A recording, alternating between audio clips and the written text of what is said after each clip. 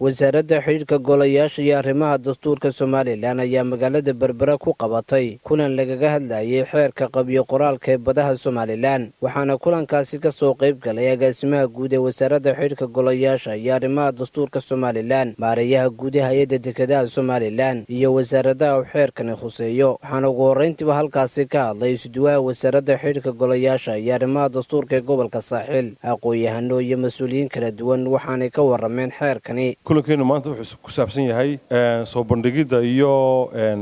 faahfaahinta xeerka badda way professoro iyo khabiiro ku saabsan aqoonta badda inoo joogaan waxaan noo diyaara qaybihii badda oo territorial waterka iyo wixii maritime administration waxaanu ka qoray maritime court wixii aanu ka diyaarinay waxaasoo dhan waxay noo diyaar oo gudageli doono oo maanta daafurun weeyaan geli doona discussion weyn gelayo oo warshabyo badan la qaban doono ayaa inoo soo socda inuu yahay wax muddo laga soo shaqeynayay wax amar madaxweyne ku baxado lagu bilaabay wax isagii lagu celinayo hadda marka la dhameeyo inuu seminaarada iyo stakeholderskoo dhan ka soo qayb gelino kolkaa run ahaantii presentationkeenu kaga bogan doonaa laakiin waxaa muhiimuuna in maritime domainka ama maritime affairska waxa la yidhaahdo baddu waa wax ballaadhan cilmigeedu ballaadhan yahay aqoonteedu ballaadhan tahay 75% adduunka waxaynu ognahay inay bad tahay adduunka horumarka gaadhay ee tiknoolajiyadda ku tallaabsaday dee cilmigii badda iyo scientific researchka ay ku sameeyeen bay kaga faa'iidaysteen kolkaa run ahaantii inaynu samaysanno xeerarka badda way fara badan yihiin qaar waxaa lagu maamulaa service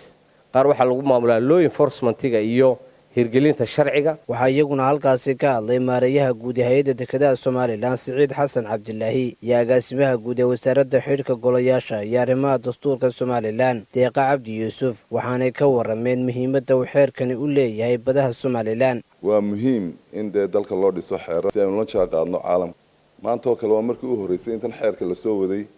mas'uuliyiin ka tirsan hay'adda dekeduhu ay ka qayb qaataan waana runtii soo dhaweynaynaa inaanu ka qayb noqono la isla eego soona jeedinaynaa inay noqoto maritime and port authority combine garaysan in la sameeyo maadaama wixii ay isku shaqo yihiin wixii qob ka dhiman hay'adda dekedaha xeerkiisa in la kaabo ayaan anigu soo jeedin lahaa runtii rag badan oo khabiir ah ayaa jooga hay'adda dekedaha Jamhuuriyadda Somaliland ka socda ayaanu keenay si aanu contribution badan ugu darno oo aynu isla eegno insha Allah ma laba xeer baa loo baahan yahay mise mid la combine gareeyo ayaa loo baahan yahay kaliya aad iyo aad baan ugu faraxsanahay ka wasaarad ahaan inaan maanta gobolka Saaxil aan ka daahfurno shirkan lagu lafagurayo ama lagaga tashanayo xeerka badda anagoo adeegsanayna ka wasaarad ahaan khubarada ama gudida loo xil saaray inay xeerka soo ururiyaan ay ka tala bixiyaan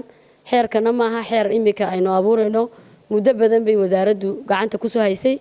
heerarkii ugu dambeeyayna uu marayaa imika laakiin waxaan idin sheegayaa in taladiina iyo wax ku darkiinuba ay wasaaradda muhiim u tahay wasaaraddu mandatekeeda waxa ka mid ah